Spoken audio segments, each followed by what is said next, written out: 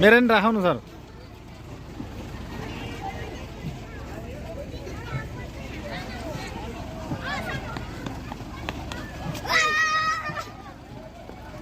mobile समाउँदा video यसो बनाउने गरेर